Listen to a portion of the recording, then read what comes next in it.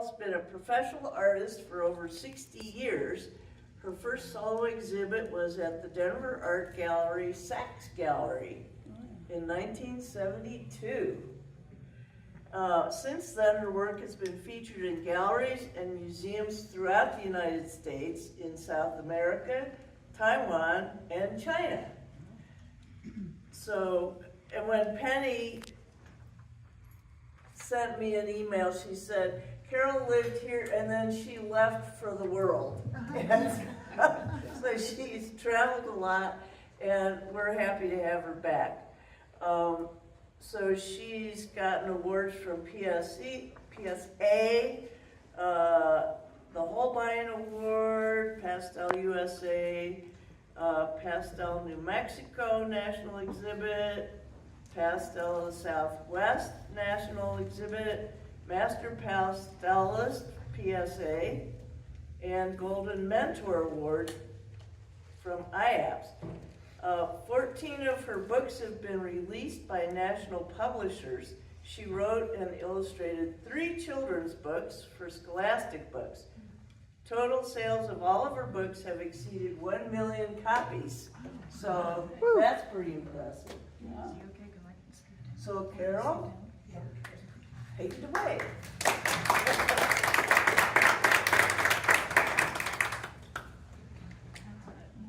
As I picked them up over the years, but as I went through them, I realized I didn't really have any light lights and dark darks. So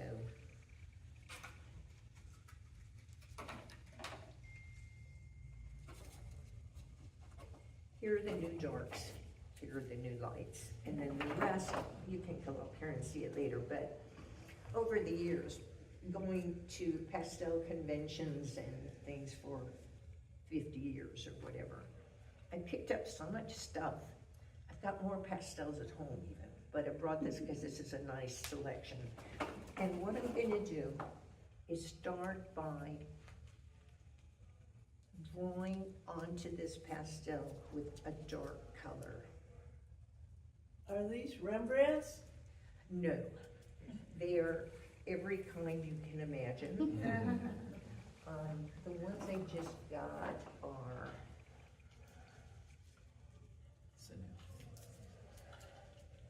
let's see, somewhere I have some glasses. They're on here. They're on here. No, these are Oh. different glasses. I have seeing glasses and I have reading glasses. They're right to your left is a pair. Carole, are they on the table at the left, your left? The table, To your right. To your right. Here, let me just read it for you. Yeah, I was gonna say, somebody read it for her. This is Schminky. There's Schminkies. Yeah. Schminkies. Schminkies. Schminky, yeah, which is a great brand. And as I got involved with pastels and people were beginning to have pastel conventions and pastel societies and big pastel competitions, all of the manufacturers started coming to them and they gave people samples, and they gave me a lot of samples because I got to know a lot of the heads of the pastel societies, and they figured I could do them some good. So, okay, somewhere around here. Aha.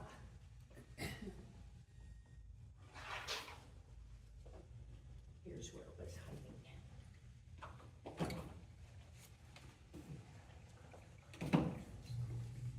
Did you know that? You're right. Nobody knows.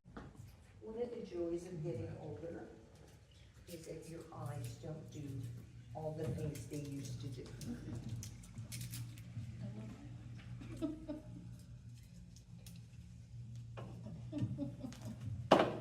Okay, so what we're going to start out with is reinforcing these women.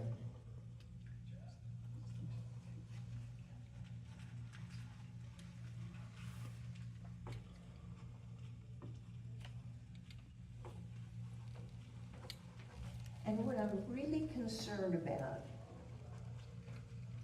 is getting the shapes in and indicating where things fit in the general composition.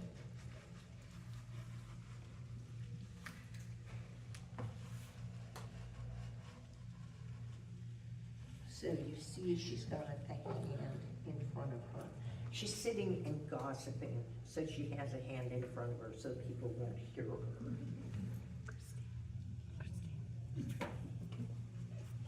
I get very involved with the people who are in my paintings.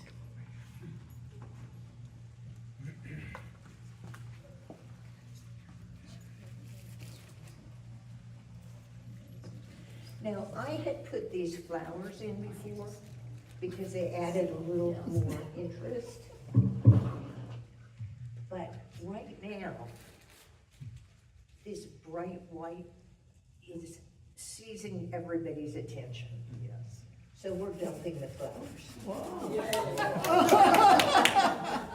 my first recommendation. You have to get a little carefree about what you put on and what you take off. So I'm taking off a lot of this heavy white pastel because we're gonna go over it.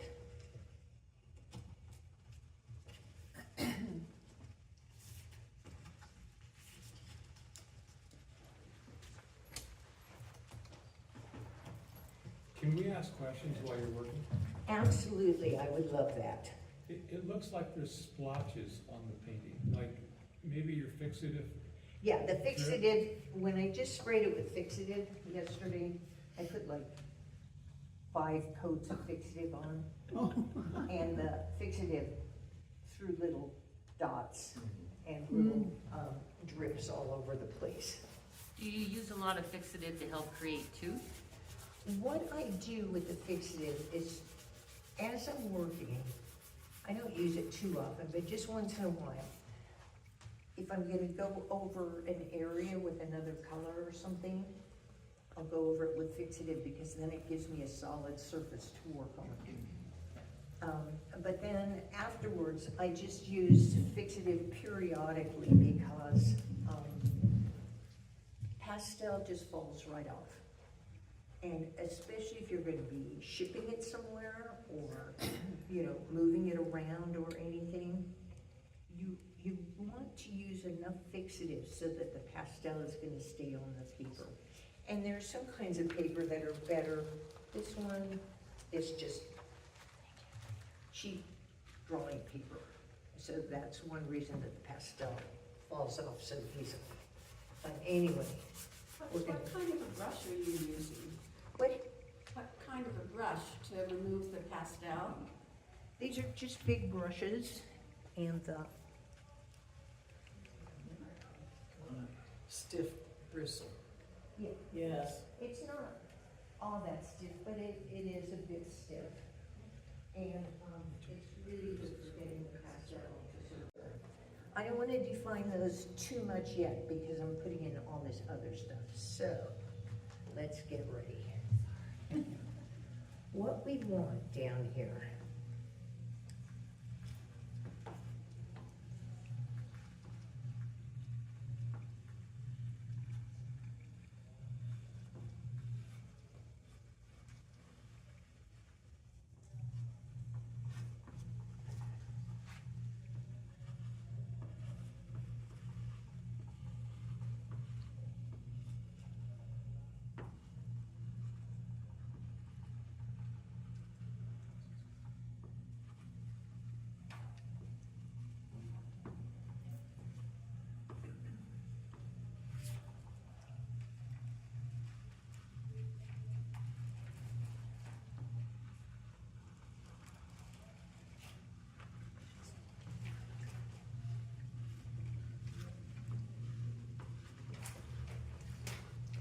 So it's now, I'm beginning to have 2 different stories in the painting.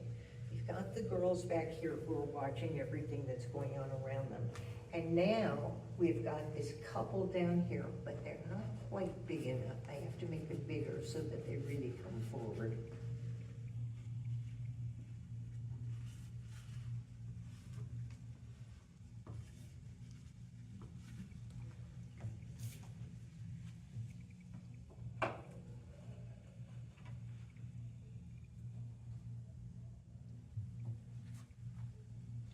You're just making this scene out, right? Mm-hmm.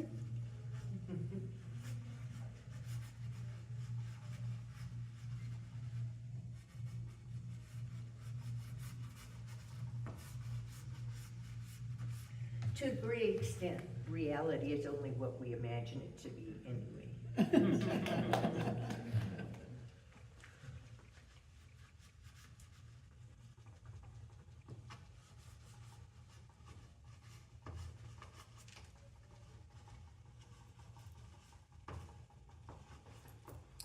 I'm curious, Carol, there are a lot of different sanded papers and other supports out there, so, but you're choosing kind of like a simple drawing paper. So why is that? Is that just because you find it more conducive to your technique, or? No, that's because it was in the studio. Fair enough, yeah. I mean, being completely frank here. I love using the really great pastel paper where you've got a background of white paper and then they've sprayed stuff on it and it's got a texture. But when I did this 15 years ago or whatever, this was what I had around, and so this is what I did the painting on. And that's one of the reasons that so much of the pastel fell off. It's because it's just boring little paper that's not grabbing pastel on it. And it's also one of the reasons that the pastel has fallen off over the years. But I had this beginning and I thought it would be good for us to use as a demo today. So, okay, let me reinforce these.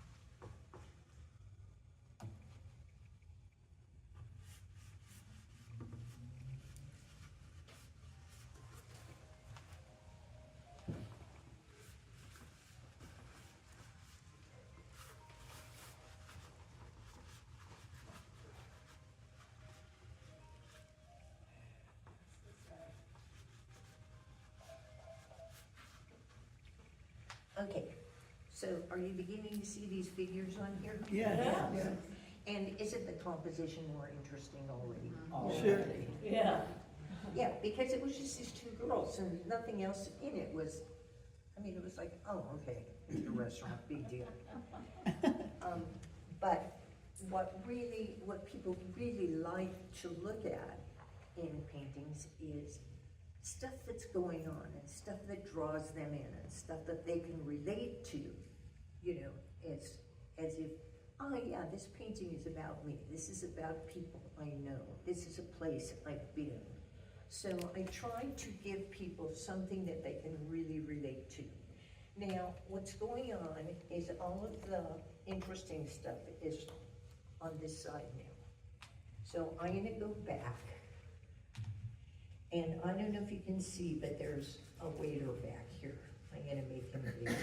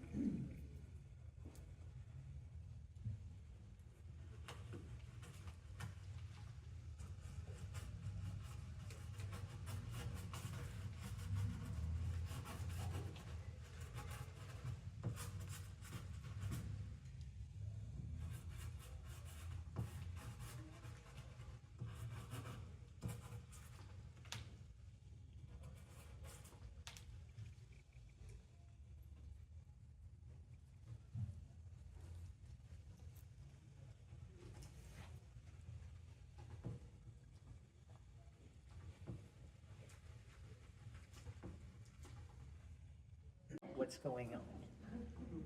So And if you know my work, you know I've done 100 million waiters and chefs. I mean, and in fact, there was a time when I lived in Denver and I did an entire exhibit of waiters from Denver restaurants.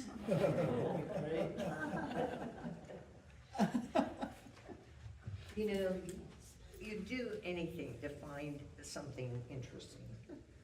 Okay, so we've got most of the figures here. We've got a few more back here.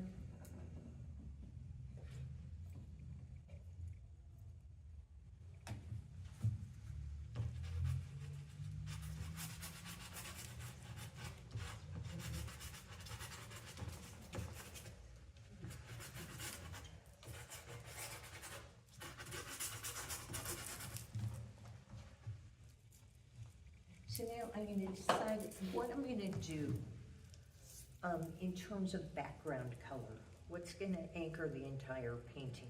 So let's do something.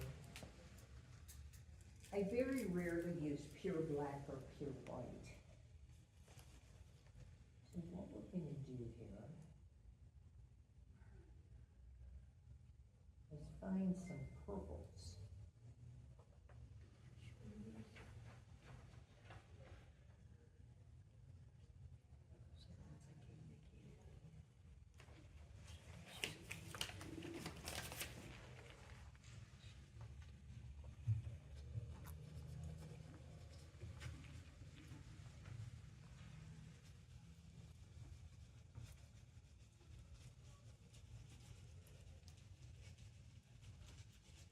And color is very important when you're painting, but value is probably even more important than color. You have to really learn to see which are the darker and which are the lighter values and use those to create a sense of depth.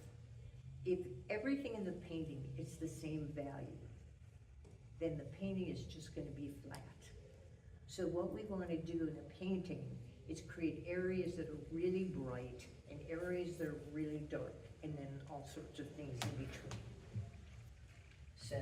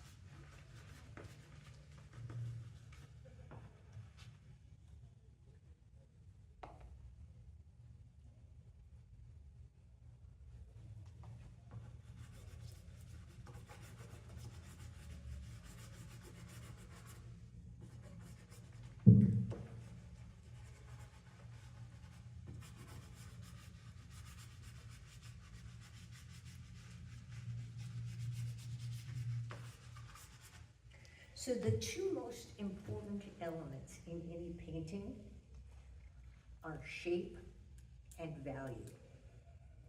Color is nice, you know, subject matter is nice, but if you want to create a painting that was really going to draw the eye of your viewer, you have to focus on the shapes and the values to make sure there's a lot of movement just in the basic forms, in the basic values.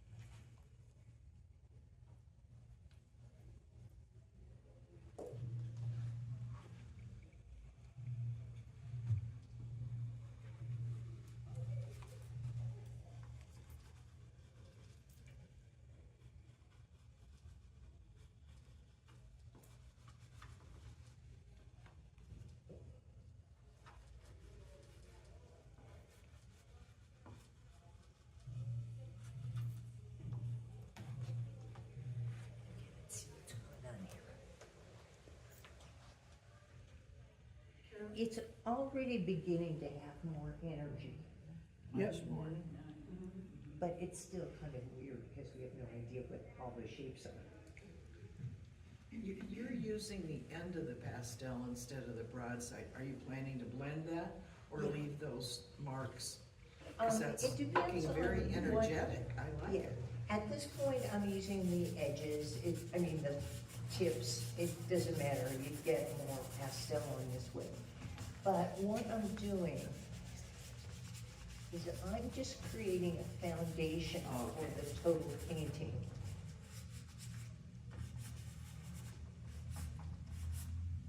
So we need to give him a shadow.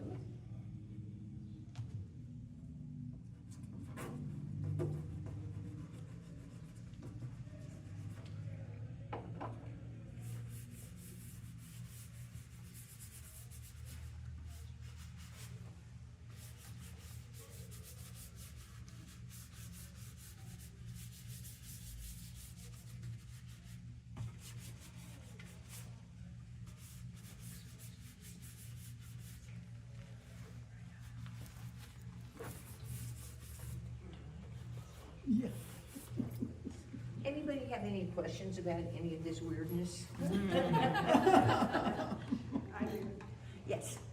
Will there come a point, you were talking about paper earlier? Excuse me? You were talking about the paper earlier? Because it's just a flat paper, a drawing paper, is there gonna come a point where you can't get into a pastel?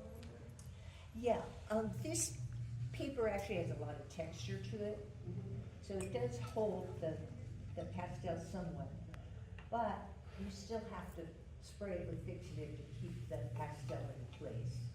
If you're using, some of the more expensive pastel papers where they have a textured surface glued down to just a basic white paper, that will hold more of the pastel without you doing anything to it. But here, what I do is I have to go back and kind of rub it in. And then, if I was working in my studio, I would be spraying periodically, but I really don't want to asphyxiate any of you.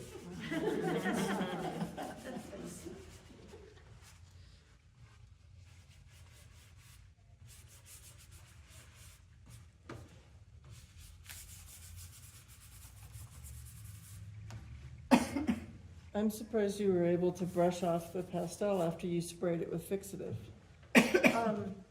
Some of it, because this fixative, I don't know, I got the same kind I always used to use, and it just didn't do much, and spraying it on, I'd get a nice coat, and then I'd get these blotches all over.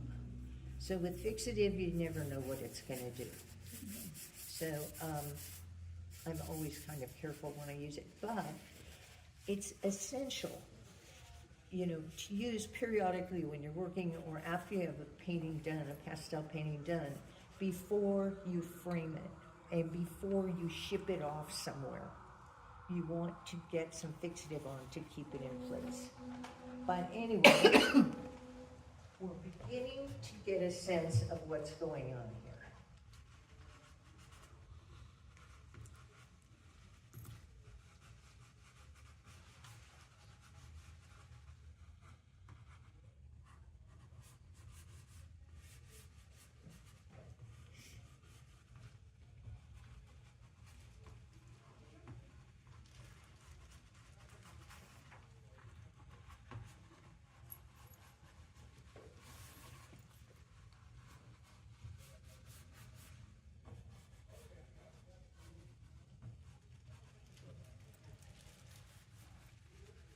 Now, if you happen to have some great photographs to work from, it makes your life a lot easier. But with this, because I'm working with an image that I started a long time ago, and I don't even know if I had drawings that I worked from then, I'm having to make up reality as we go along.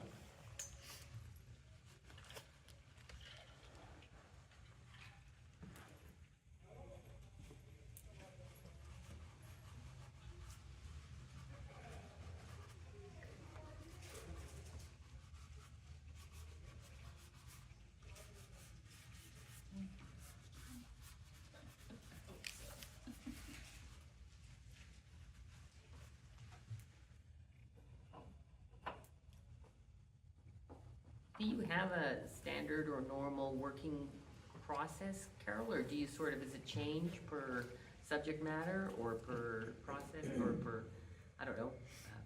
I don't have a normal anything. You know, I have done this long enough so that I get a sense of where we're going without plotting it out in the beginning. But it's very helpful if you have like a beginning sketch where you plot out your values or your basic colors or, you know, something that you can refer back to. I'm just going back into my brain to try to figure out what's here. And one of the biggest challenges is I'm trying to put these characters down so that they're coming toward us, and those are going further back.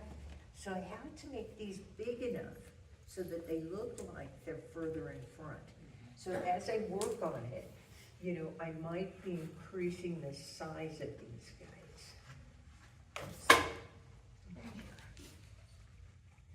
But I can't make it too big, because then it won't look like people.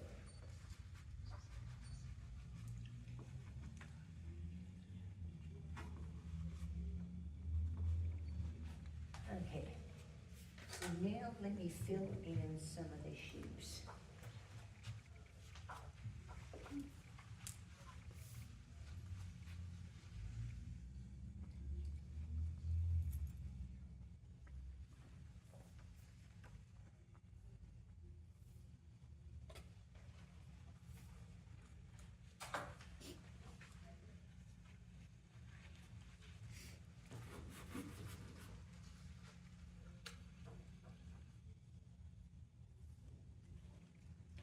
So I'm going to make this couple dressed up because they're toasting each other with wine. So I'm creating a restaurant environment. So that will be affecting all kinds of things, you know, what they wear and how they're interacting with each other. Carol, when you came in here this morning, did you already know how you were going to redo the painting? I had a basic idea, you know, that I wanted to put a couple in the front and kind of punch up the waiter. But I never know exactly where it's gonna go until I start putting the color on. And then that kind of guides me. So this is not all that dark, but it's dark enough to give us a sense of.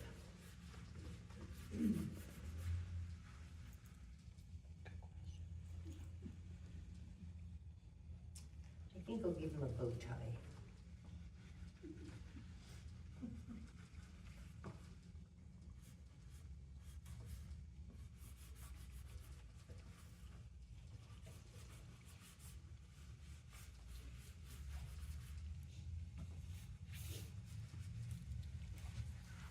Carol, have you had extensive training in figure drawing painting? I've been to 100 million figure drawing sessions. When I started out in Denver in like the 70s and 60s, 70s, early 80s, there were a lot of artists here who were interested in figure drawing. And so there were a bunch of artists who would get together and hire a model and paint. I don't know if any of you are aware of an artist named Paul Contney. He was an artist when I was here. He originally came from Europe. He was a fabulous painter. And he and his wife lived in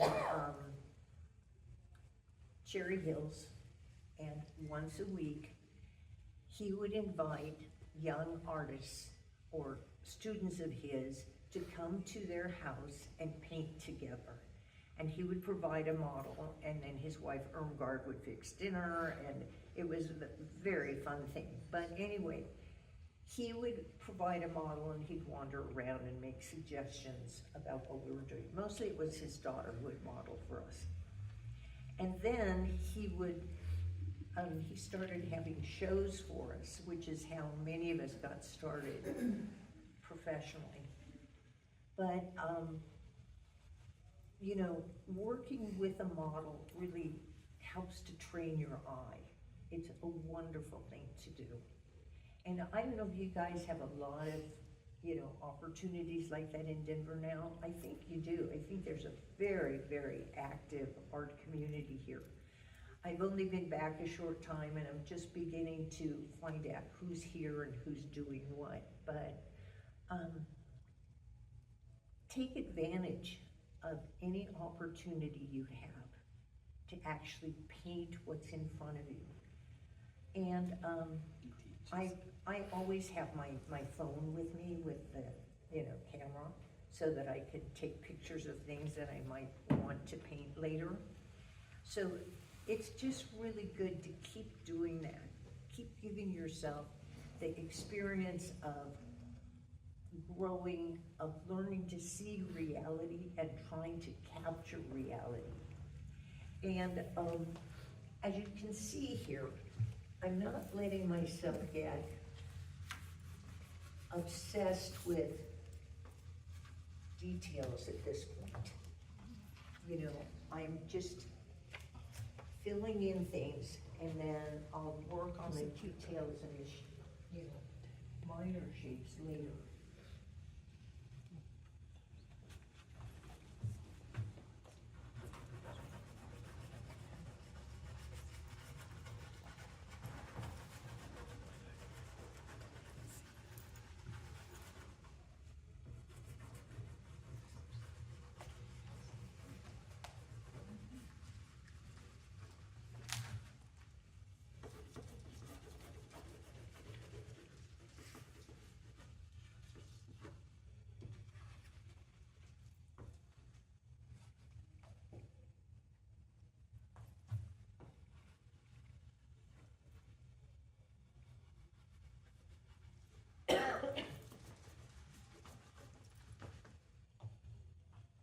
I'm using a lot of purples here because I have a bunch, but it's kind of fun to define, you know, my values with different shades of purple.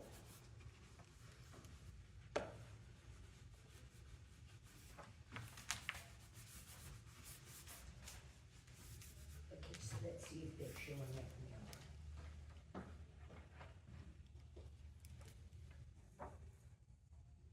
Yeah, we're beginning to have more people now.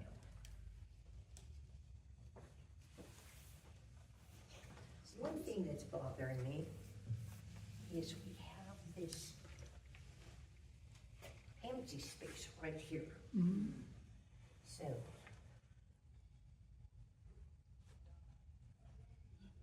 I can move her over a bit.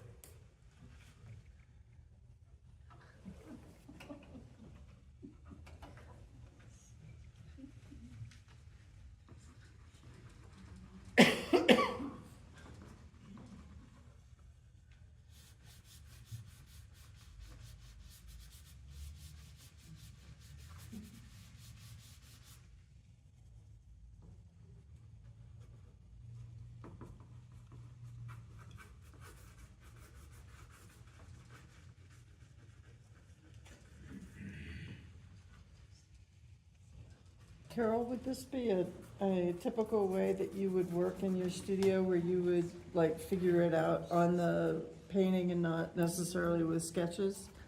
Yeah, you know, ideally I would have a sketch to work with.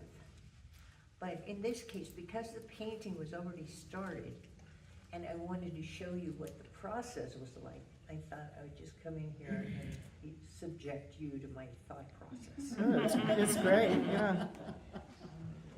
Okay, so this goes further over.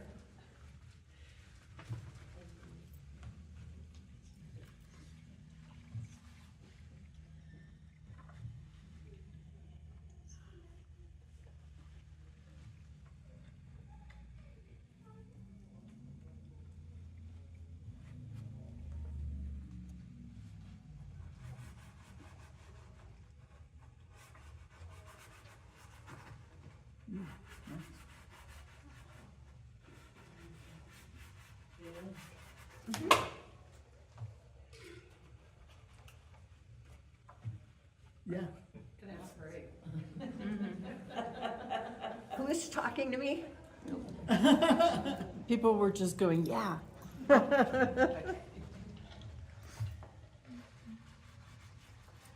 think giving her a red dress kind of punches things up a little bit. Uh-huh.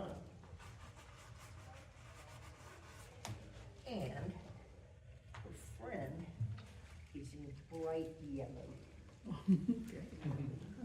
But we can't make it too bright because we want to keep it in the back. So there's her hat. Get in there.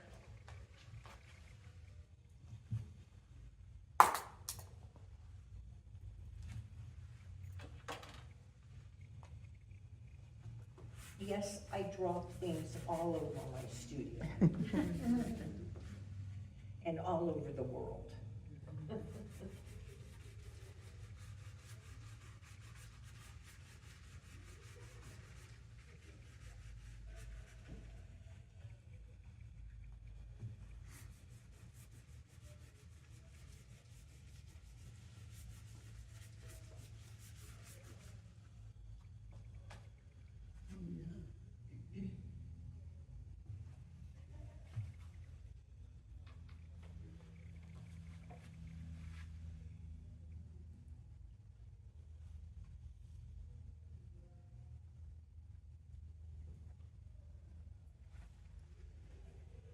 As you go, or when you get a chance, could you tell us a little bit about your life as an artist, traveling the world? Sure. I have had lots of great adventures. And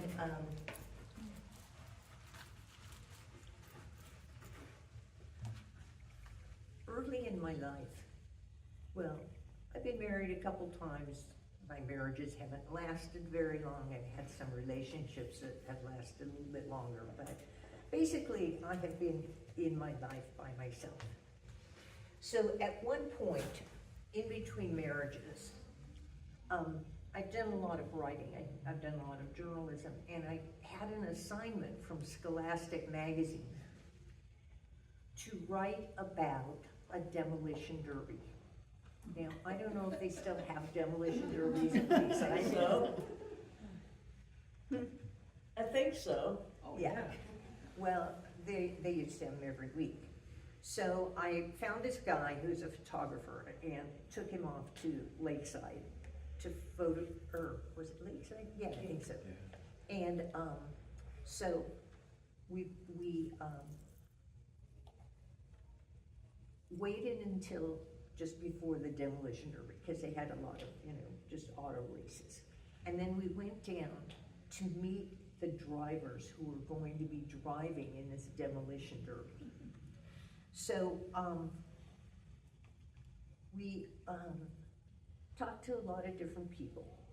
And there was this one guy who's tall, skinny, he had a tattoo on his arm. I said, do you have a strategy for winning the demolition derby? And he said, yeah, bash out the windows, throw it in reverse, and go like hell. So he won. And after the race was over, my photographer and I went back down to take more pictures of him and talk to him. And he asked me if I would have dinner with him sometime. So I said, yeah, sure, why not? And so it turned out that this guy, his name was Ed, he was just out of the Navy. He had been in Vietnam for a long time, and he was back home and trying to readjust to society. And he said he really, really wanted to do more traveling. And I said, oh yeah, me too. I really want to do more traveling. So we decided to hitchhike across North Africa. As I said, I do not have this normal background. I have done a lot of very odd things. So we packed backpacks, we took along sleeping bags and stuff, and we flew to Europe, and then took a boat across to North Africa. and we hitchhiked all across North Africa, all the way from Morocco to Ethiopia. And it was amazing. And I took with me a sketch pad, a few sketch pads, and some watercolors and pencils and pens. And Ed, it turned out he wanted to be a photographer, so he brought his camera. And everywhere we went, we would stop and take pictures or make pictures of what was around us. And that was my first big painting trip. And I did some others after that, some with him and some alone or with someone else. We went, next we went all the way through Latin America. And Did you hitchhike then too? what, Did you hitchhike in? Yes. Wow. Yes. When it was safe. It was very safe, and people loved Americans then. I mean, it was a different time. So, that was kind of how I developed my art career, you know, creating paintings that I loved. And I had an exhibit in Bogota, Colombia, and just came back here and sold an article about, you know, my hitchhiking and stuff to the newspaper magazine for the what's the other one? Post? Denver Post? Not the Denver Post, the other one. Rocky No, Mountain. Rocky Mountain News. Journal. Yeah, Rocky Mountain News. And had an article in their magazine and things, and just kept doing that. And it just was fabulous. You know, I always had my sketching materials with me. I mean, not a lot of big stuff, but enough to do small things, and some watercolors. And I just ended up traveling with photographers. It just always happened that way. But so I did that across North Africa, Central America. Then a friend of mine was setting up a factory in Nigeria, and I ran into her here, and she said, well, why don't you come over and visit? So I was taking ballroom dance lessons. And my dance teacher was a guy who always wanted to go to Africa, and he liked taking pictures. So I invited him along. So the two of us went to Nigeria, and Marilyn arranged for us to travel through the entire country, which was an amazing trip. It was just amazing. And at that time, I was sharing a painting studio on Larimer Street with a woman who had an etching press, and she taught me how to do prints. So I ended up doing prints of all of these people from Nigeria. It was really fun. But so, through my life, I've just done a huge amount of traveling, and it has influenced my art a lot. And as I mentioned, my friend from Taiwan just called a few months ago, and he said, I would like you to come here. He said, I'm starting a museum. There's a current that flows around South Taiwan. It's called the Kuroshio Current.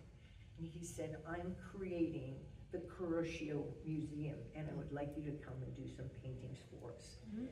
And he told me to bring my sister, which was great because I can't see distant things that well. So it was nice to have my seeing my sister along. And Linda had not traveled that much, so I forced her to come and experience all these strange things. But being an artist is so great. It gives you a way of really entering other worlds that you wouldn't normally enter. So I know I blabbered on and on. Well, but- thank you. That was so interesting. Inspiring. And Oh, your thank sense of you. adventure.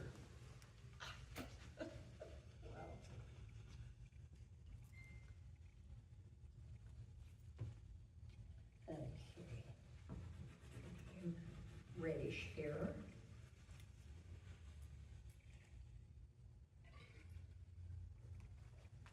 Give her blonde hair.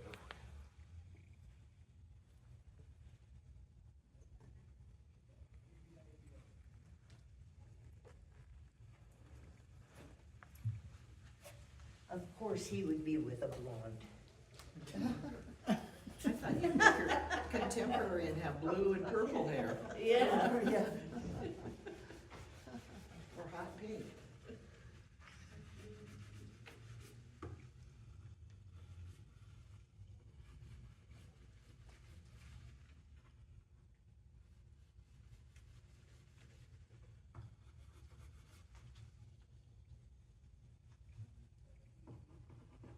Now, I have to decide where the light is coming from. So I can create lights and shadows that'll give the painting a little more drama. So I have the light coming this way.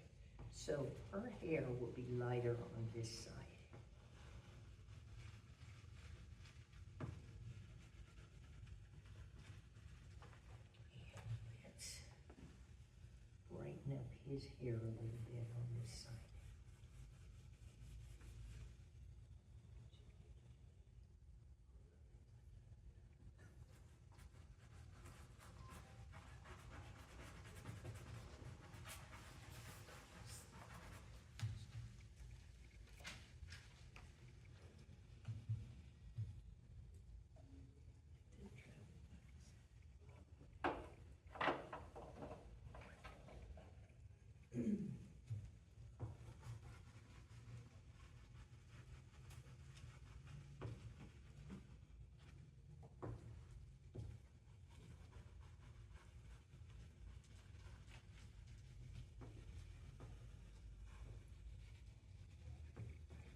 I want everything that isn't directly in the light to be a little bit darker and duller. So I'm doing that here by adding just a little bit of brown. The areas that are out of the light. The light is shining this way.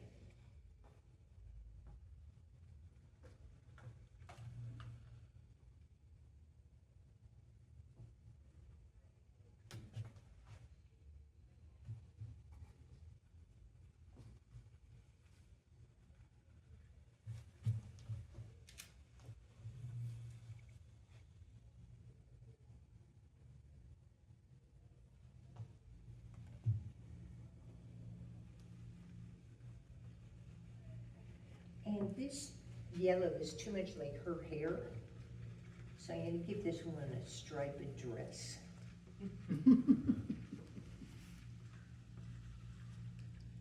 Being an artist is so much fun because you can change reality all the time.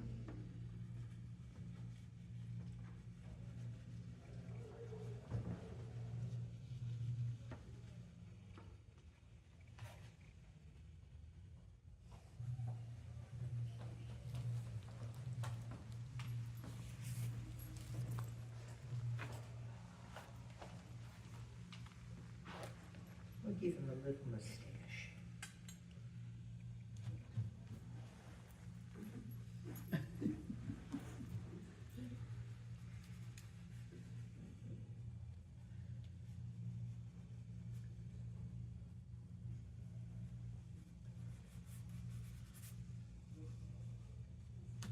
This may have been Argentina.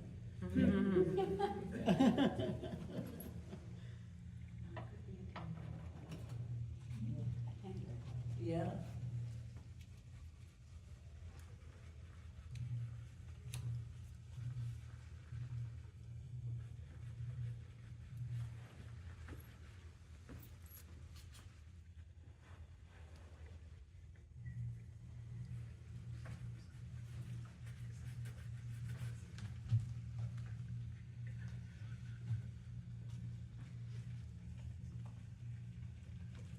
She's wearing earrings.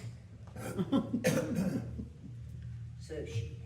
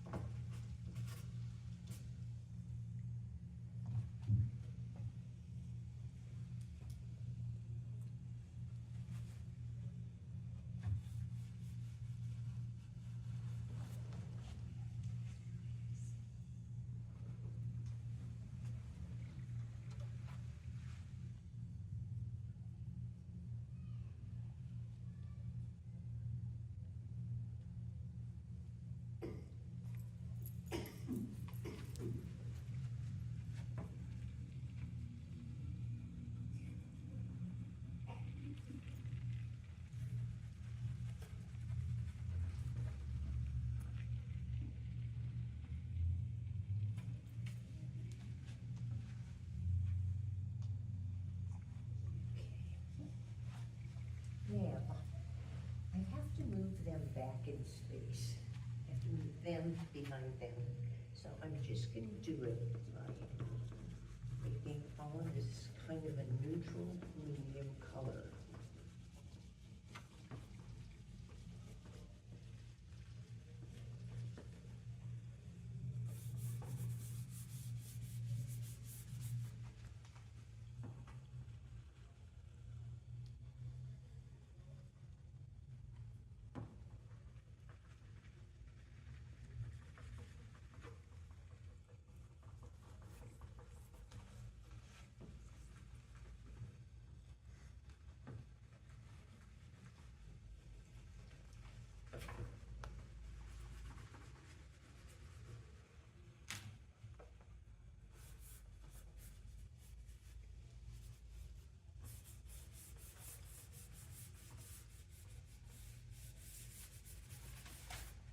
Okay, so let me stop and look at this and see what I think in the middle. Because you think you know what you've put down, but you really don't. You just know what you think you put down. Okay. So I need to do something to define what's going on in this lower left-hand corner.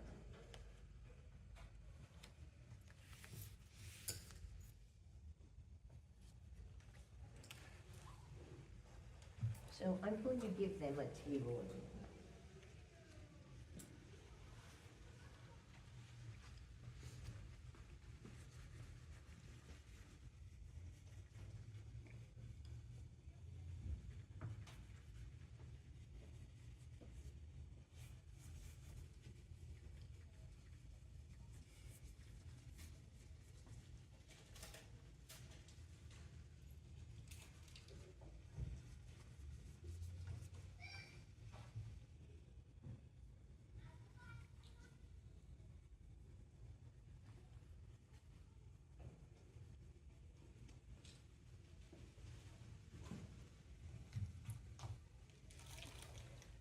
It's almost a table.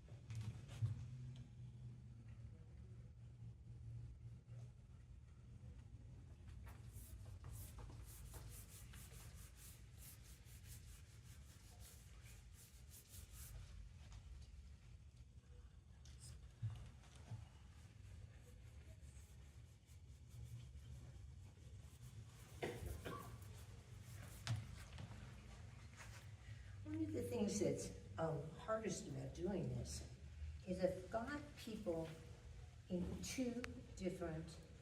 at two different distances. And so continuing to keep them in the front and move them into the back is really challenging because her face has now gotten bigger than his. Snuck up on me.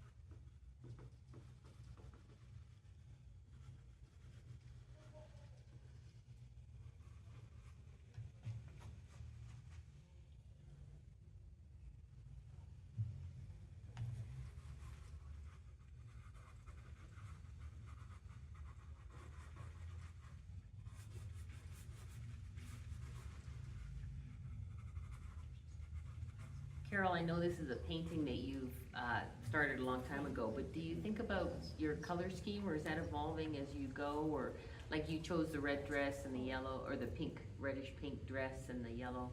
Is that something you're responding to intuitively, or is that something you're kind of thinking, oh, okay, I'm gonna, choose these particular, hues or whatever? Yeah, partly I'm choosing the colors because of the characters. Ah, okay. Like those two women, they're dressed for going out and gossiping. So I'm giving them those kinds of outfits. With this couple down here, she's wearing a strapless or a very dress with very, very thin straps. Mm-hmm. I haven't decided yet what color to make it. I think some kind of bright light blue. Yeah. So it'll be interesting. Okay. And in terms of the overall color scheme, most of the background is gray, brown, purple, it's dull colors, so that the figures come forward. Okay. So that's my general thinking about this. Of course, as I work, I change my mind about things all the time. Like one of the things that happened here is her skin got so bright.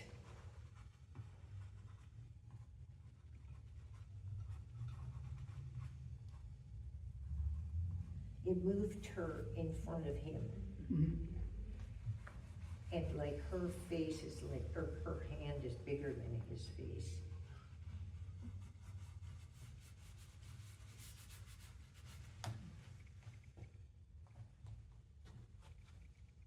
Carole, I have a question. What's your response to the pastelists who say you should never rub more than the first layer? Obviously, it's key to your style to continue to use your hand to rub the pastel in, but what's your response to that? I think they're obsessive. Okay. And also they have more control and more planning than I do. I mean, I like to develop mine as I go along, so that involves getting your hands into it and changing things as you go along. But I do know artists who plot everything out before they begin, and they know exactly what color is going in each area. And that's what they do. They just paint the exact color in the right place, and they just do bit by bit, sort of like, you know, a map or something. And I think that's great for them. It would make me crazy. You know, I mean, you can tell, I'm not a person who lays things out organized. My life has never been organized. My friends have never been organized. And so my painting is going to be just exactly the same. The important thing about painting is you have to have an idea of where you want to end up. And everything you do has to help lead you in that direction. In some of my books, there are some artists whose work I chose. Oh, what was that one? I forget his name. It's some man from the Midwest. And he starts with a photograph, and he draws a grid on the photograph. And then he draws a grid on his canvas, and he paints one square at a time until it's completely done. And that would make me crazy. Yeah. You know, so I think that's great that it works for him. It doesn't work for me. And what you have to do as an artist is find what really works for you. What makes the process interesting to you? What makes it challenging for you? What makes you want to continue to do this? Because there are lots of things in life that are simpler than being an artist. You know, and you have to choose what works for you. The good thing about being an artist is that you have a kind of freedom and looseness that doesn't exist in anything else. You know, I feel very privileged and kind of amazed that I've been able to make my living as an artist and a writer, but mostly an artist, for 65 years. And it involves constantly finding new ways of bringing in money to pay the bills. And you know, that's how I approach my life. That's how I approach my paintings. For artists who like to have a more defined process, I think that's great. You know, I think it's great if you can do that. I can't. You know, there's not one way of being an artist that's the right way. We each have to find our own technique. We each have to find what is going to make the process work for us and make it a rewarding way to live. Because as an artist, you have lots of negative things you have to deal with. You know, you don't have a paycheck every week. You know, often don't know where you're gonna put your artwork. They're constant pressures that people who have a regular job don't have to deal with. But on the other hand, we have the freedom to develop our life as we go along and to make it what we will be comfortable with. So, does that answer your question? Yeah. You have to be careful. When you ask me questions, lots of times the answer goes on for a long time.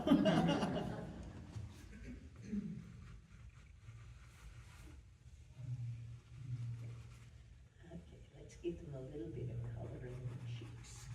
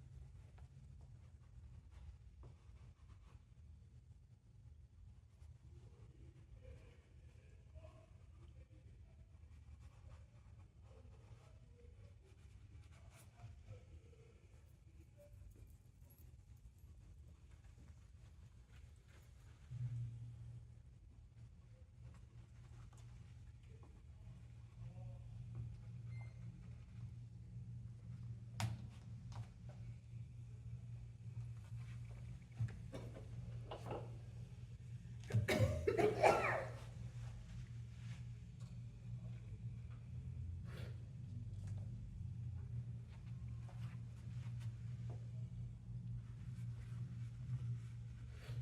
do have to give her a dress.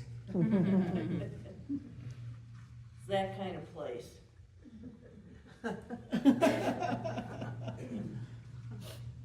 You don't wanna give them too much to gossip about.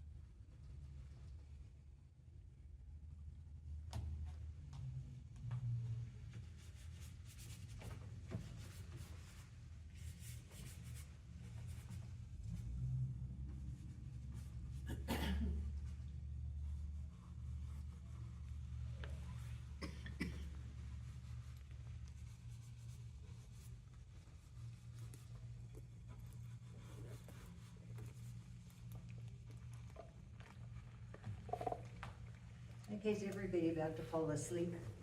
No. Not at all.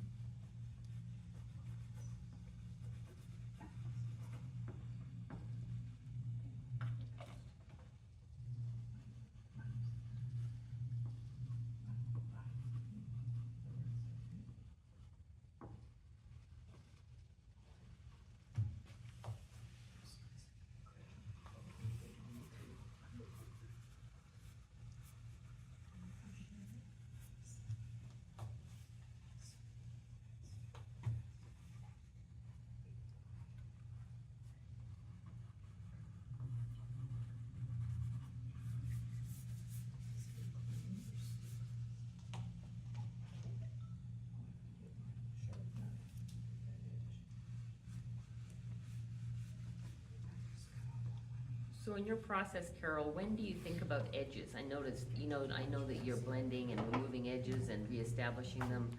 Do you- Excuse me? Oh, your edges. I notice you blending and sort of breaking down edges and reestablishing them.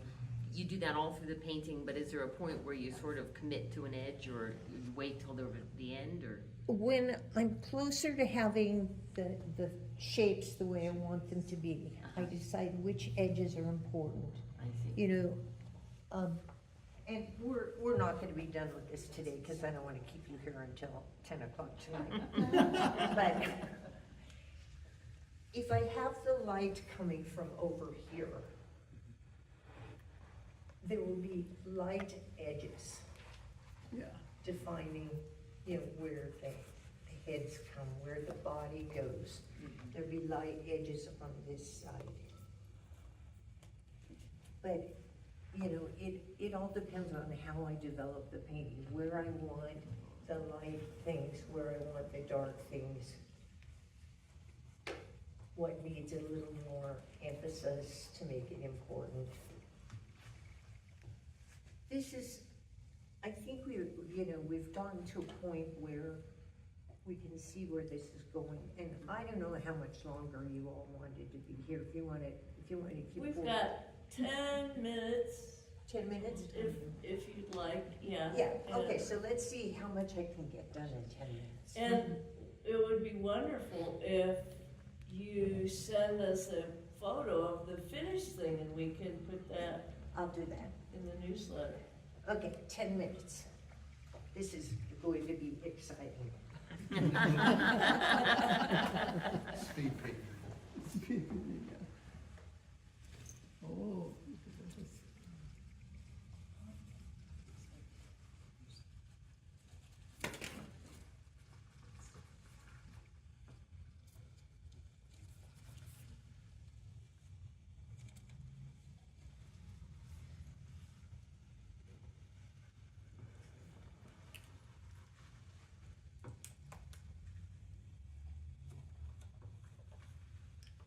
Are you gonna resend this back to Taiwan? No. The mailing costs would be prohibitive.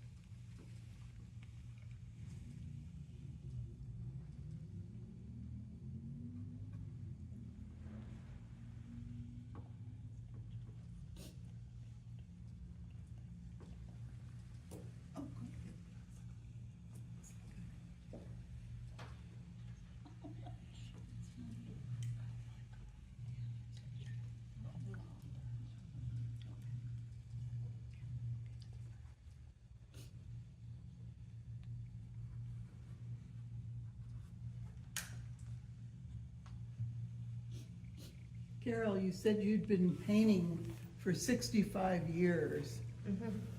What kinds of changes, what are the top maybe 2 or 3 things that you've seen in terms of the evolution of the pastel world, the materials?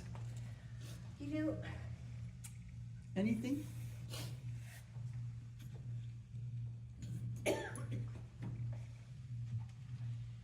One of the things that I have seen in the whole art world is that there doesn't seem to be quite as much appreciation for fine art, for the artists who create art with their own hands and their own eyes.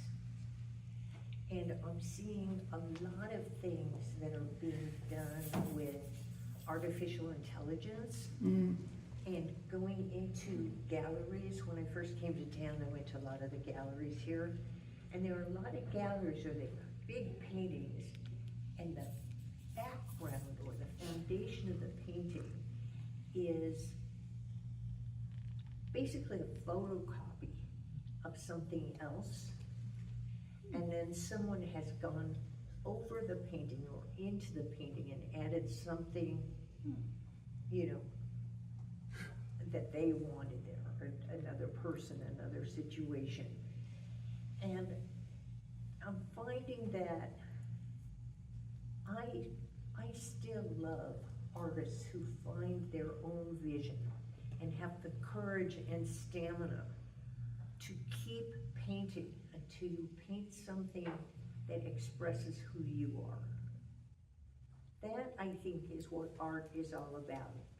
Now, I don't know how that is selling anymore. You know, I haven't spent that much time in the professional art world in Denver. I've been here a short time, but regardless of what the market is like, I think you have to find your own vision, your own voice, and keep working, whether you're working with pastels or another medium, until you come up with something that really expresses who you are and how you see the world. Because that's the value of being an artist, is you are an individual. You're not like anyone else. There's nobody else in the world who can see and feel and think like you do. So you want to find what that is your vision, and give that to the world. That is the contribution that you make to other people and to the world that we live in. And sometimes it takes a really long time. And with my own work, it has changed enormously over the years. When I first started working, I was illustrating kids' books. And I was doing these very funny little cartoonish drawings. And my artwork also contained a bit of an element of that, where I was focusing on not exactly how the person looked, but where they were and what they were doing. And over the years, I have been able to see more clearly who people are and what they're doing and what they want. And that's what I want to put in my paintings.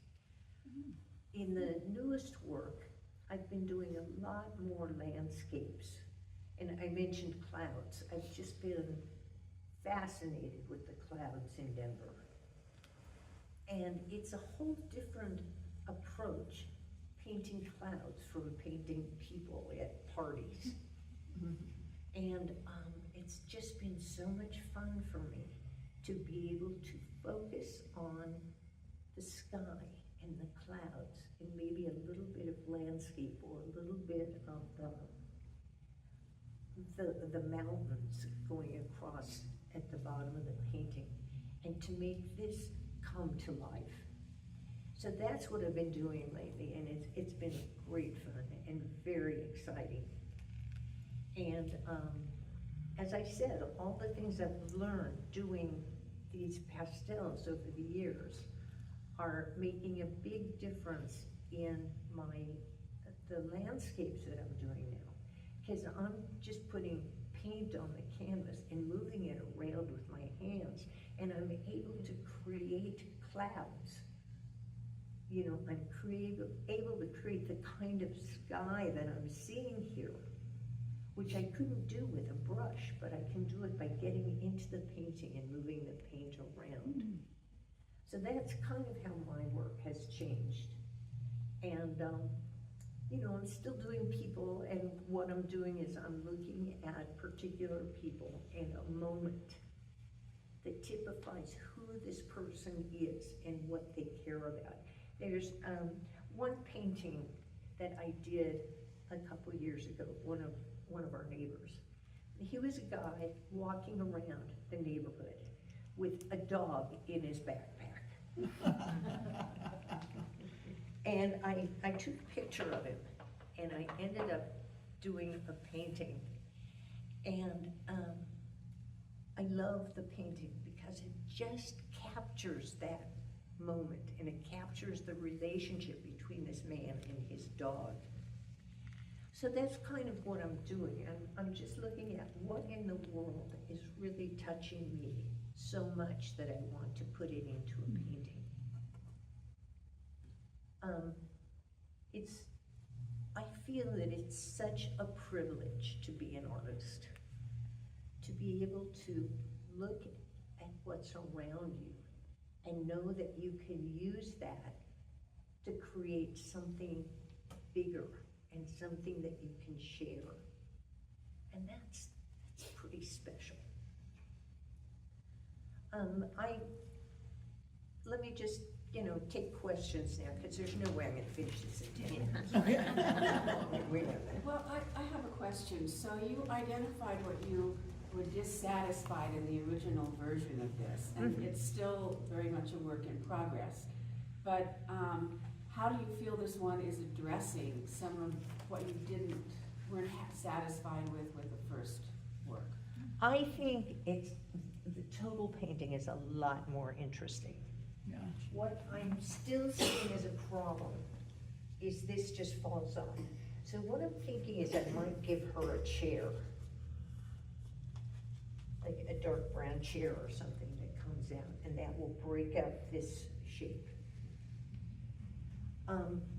But the total composition is so much more interesting than it was.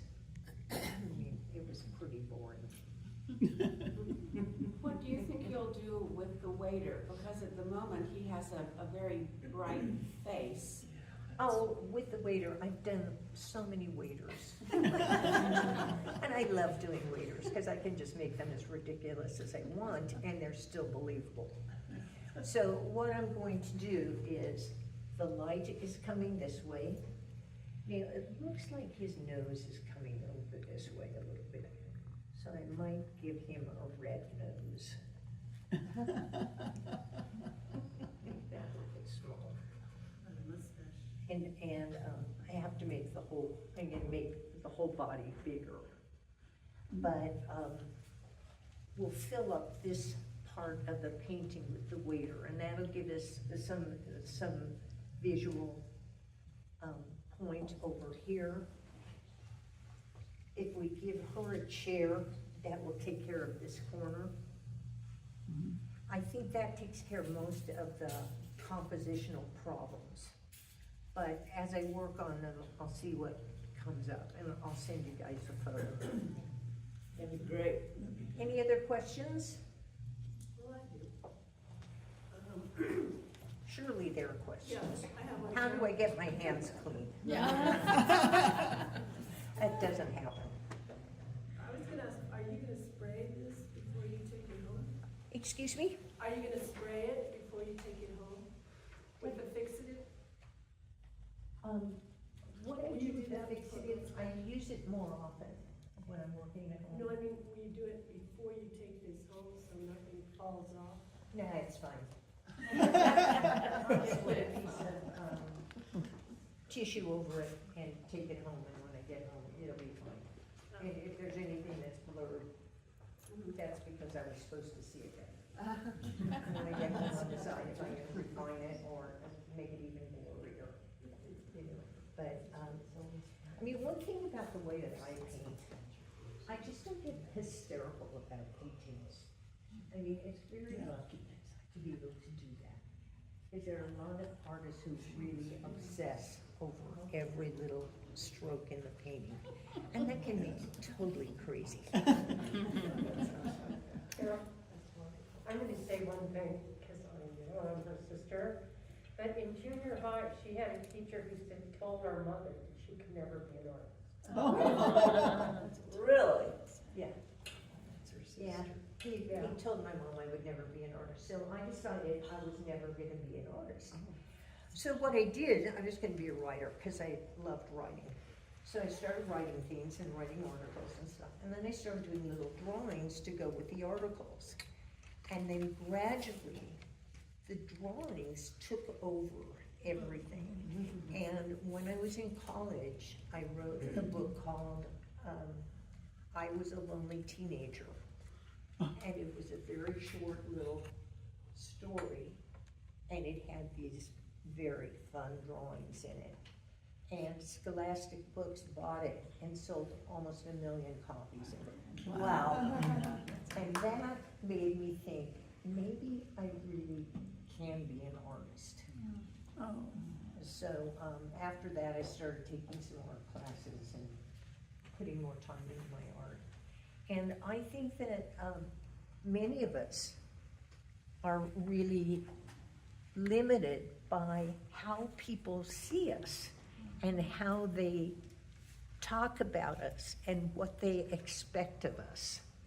And we have to get to a point, especially most of you are, you've been around for a little while. You have to get to a point where it doesn't matter what people say about you. That's just what they say. That's their problem, it's not yours. And you just have to look inside and decide what is gonna make you happy.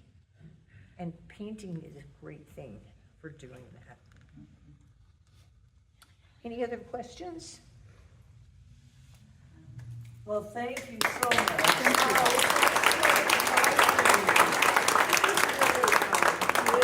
It was really fun for us. Thank you. Yeah. Oops, sorry. I've got some pictures and we'll put something in our newsletter. Great, and send me some copies of your pictures so that I can